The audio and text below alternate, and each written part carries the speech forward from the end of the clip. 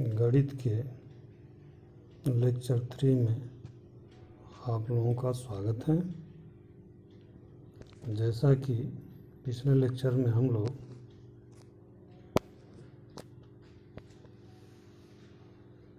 Thales प्रमेय के पर आधारित कुछ और प्रमेय हम लोग पढ़े थे।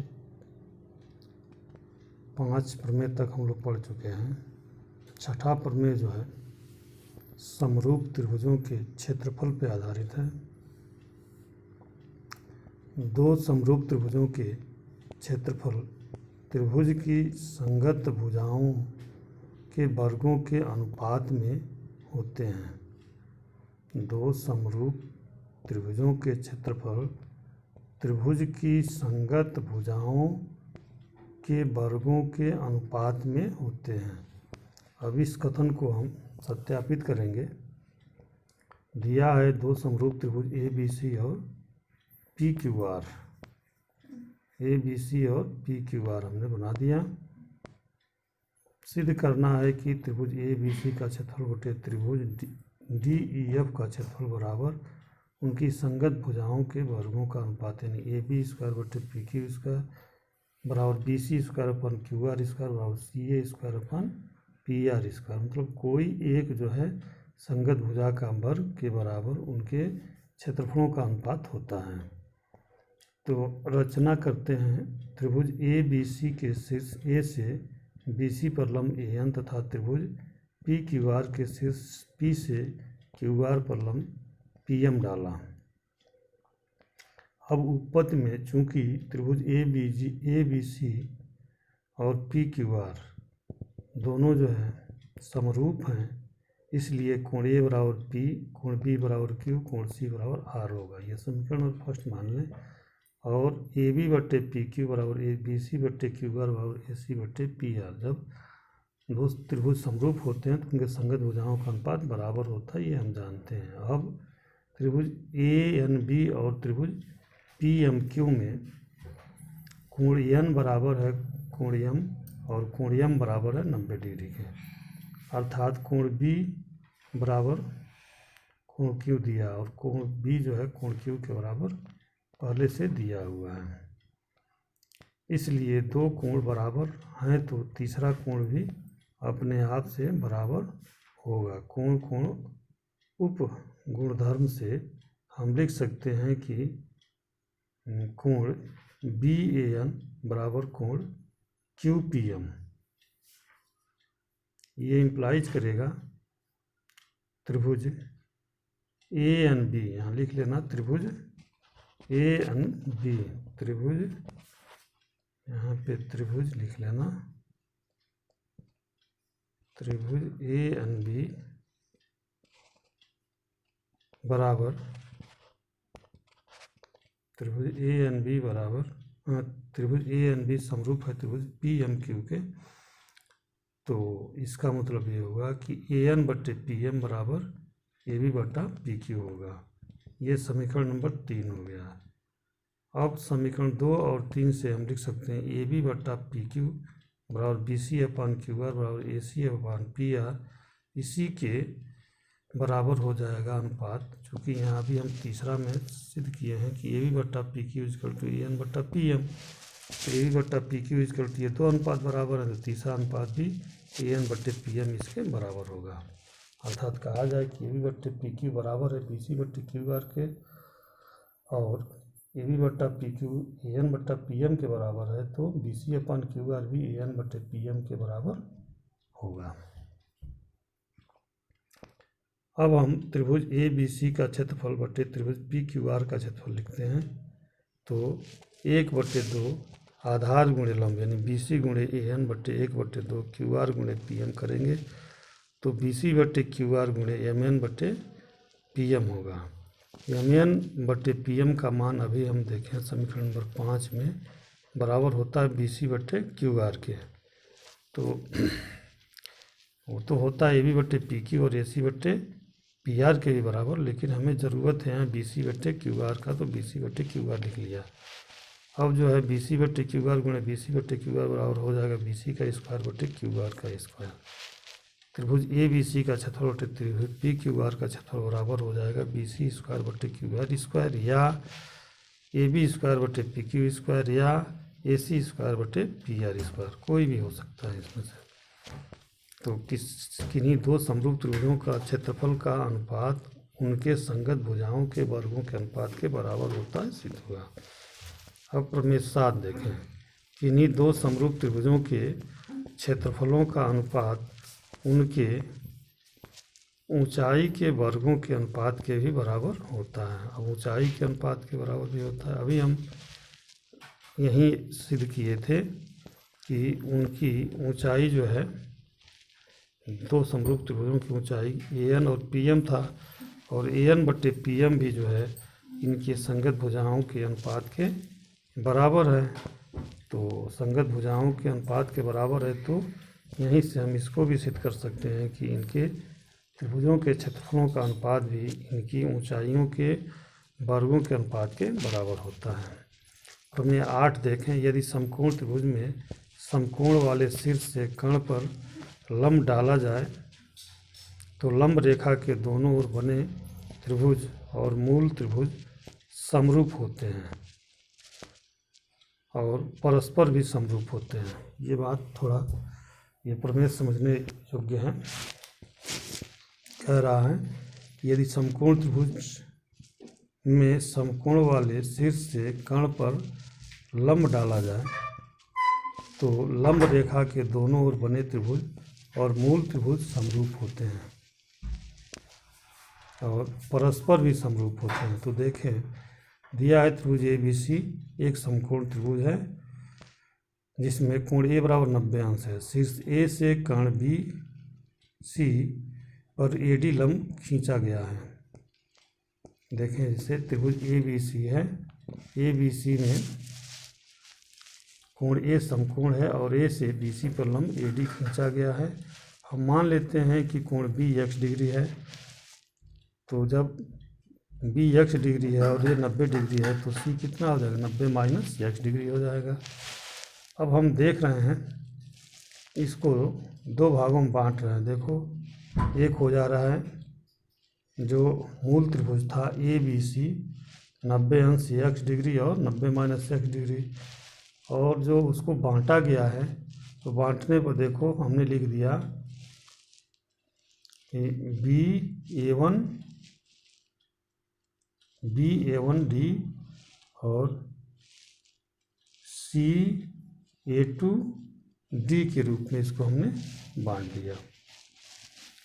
तो 3 खंड में बंट जा रहा है। एक तो मूल त्रिभुज है और दूसरा जो है मूल त्रिभुज के 2 भाग हो जा रहे हैं। एक होता है बी ए वन डी और दूसरा होता है सी ए टू डी। अब हम बारी बारी से एक एक को सिद्ध करेंगे। लंब रेखा ए डी के दोनों ओर बने त्रिभुज ए बी डी और ए सी डी मूल त्रिभुज ए बी सी के समरूप हैं और त्रिभुज ए बी डी व त्रिभुज ए सी डी परस्पर भी समरूप हैं। ये हमें सिद्ध करना है। उपपत्ति फर्स्ट के लिए त्रिभुज ए वन बी डी और त्रिभुज सी ए टू डी में देखें तो ए वन बराबर सी बराबर 90 माइनस एक्स डिग्री है, बी बराबर ए टू बराबर एक्स डिग्री है और डी बराबर 90 अंश है। इस प्रकार ए यानी कोण गुणधर्म से हम लिख सकते हैं कि त्रिभुज ए वन बी डी समरूप है त्रिभुज सी ए टू डी के। इसी प्रकार से त्रिभुज ए बी सी और त्रिभुज डी ए टू सी में कोण ए बराबर है कोण डी के जो 90 अंश हैं, कोण बी बराबर है कोण ए टू के जो एक्स डिग्री है, कोण सी बराबर कोण सी के यानी कि वहनिष्ठ है जो कि 90 माइनस एक्स डिग्री है। अर्थात फिर यहाँ भी कोण समरूपता से त्रिभुज ए बी सी समरूप हो जाएगा त्रिभुज डी ए टू सी के। इसी प्रकार से थर्ड को भी कर सकते हैं। त्रिभुज ए बी सी और त्रिभुज डी बी ए वन में ए बराबर कोण डी बराबर 90 अंश, कोण बी बराबर कोण बी बराबर एक्स डिग्री और कोण सी बराबर कोण ए वन बराबर 90 माइनस एक्स डिग्री।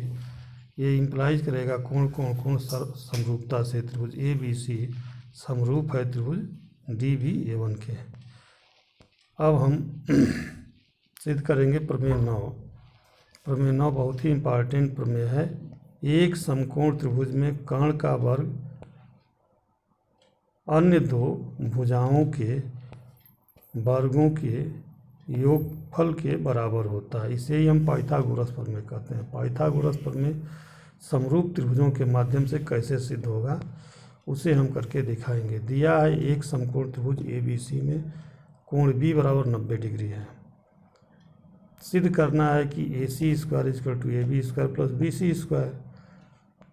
रचना करते हैं कि बी डी से ए सी पर लंब खींचा, बी डी ए सी पर यानी बी से ए सी पर बी डी लंब खींचा। अब उपपत्ति में त्रिभुज ए डी बी और त्रिभुज ए बी सी में ए डी बी और त्रिभुज ए बी सी में कोण ए जो है दोनों में है तो घनिष्ठ है, बराबर है। और कोण ए डी बी बराबर कोण ए बी सी बराबर 90 अंश है। अर्थात दोनों में जो है एक कोण 90 अंश का है और एक स्वयं के बराबर है। तो कोण कोण कोण कोण कोण गुणधर्म से हम लिख सकते हैं कि त्रिभुज ए डी बी समरूप है त्रिभुज बी ए सी के।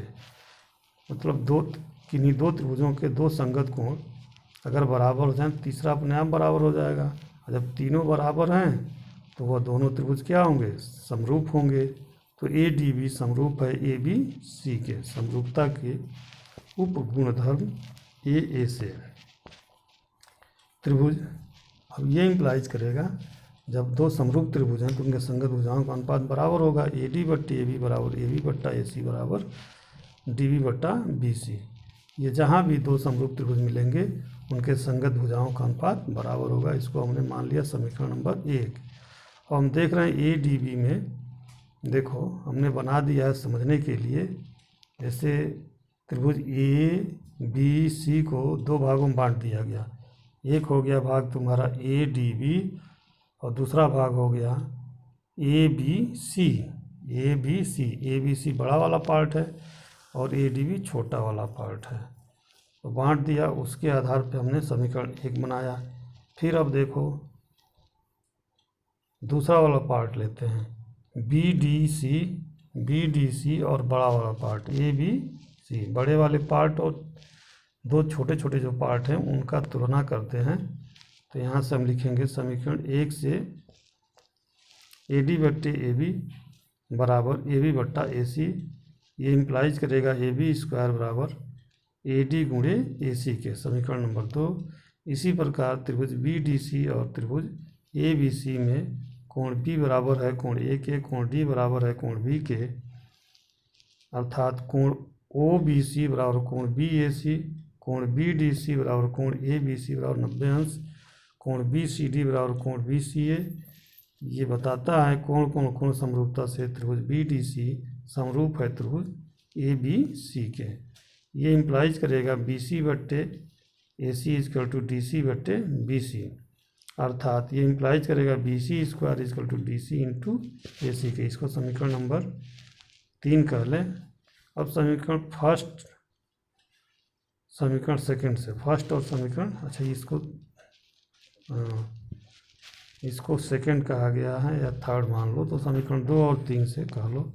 समीकरण 2 और 3 से यानी कि A B square equal to A D into A C और B C square equal to D C into A C से हम लिख सकते हैं। दोनों को जोड़ेंगे जब तो A B square plus B C square equal to A D into A C plus D C into A C. A C देखो दोनों में कॉमन है तो A C into A D plus D C और A D plus D C को हम लिख सकते हैं ए सी। देखो A D plus D C को हम लिख सकते हैं ए सी। तो ए सी लिख दिया तो ए सी गुण ए सी बराबर ए सी स्क्वायर यानी A B square plus B C square equal to A C square.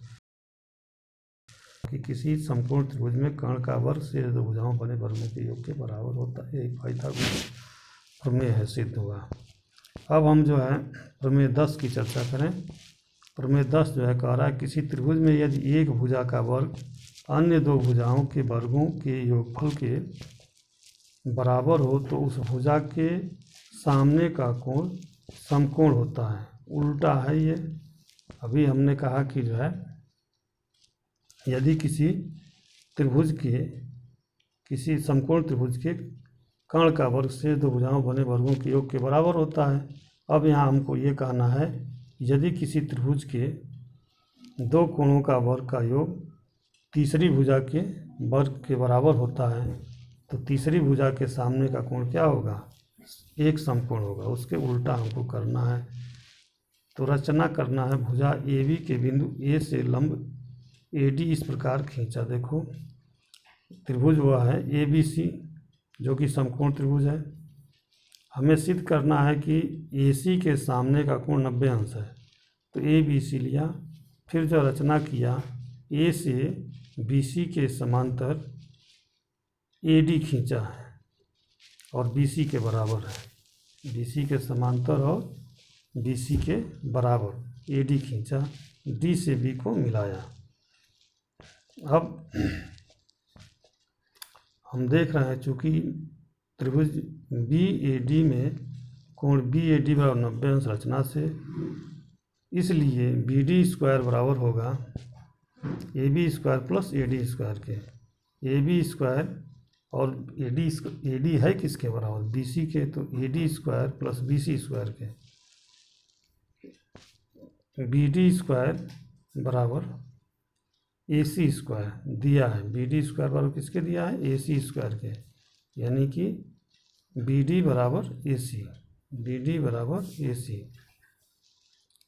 तो पुनः त्रिभुज ABC और BAD में BC बराबर AD रचना से, AC बराबर BD उभय अभी सिद्ध हुआ है। AB बराबर AB उभयनिष्ठ है। अतः त्रिभुज ABC सर्वांगसम है त्रिभुज BAD के। जब दो त्रिभुज सर्वांगसम हो जाते हैं तो उनके संगत कोण क्या होते हैं? बराबर। यानी कोण ABC बराबर कोण BAD और कोण ABC बराबर कितने का है? 90 अंश का। यही सिद्ध करना था। आज का क्लास यहीं तक समाप्त। फिर अगले लेक्चर में हम लोग आगे की पढ़ेंगे। धन्यवाद।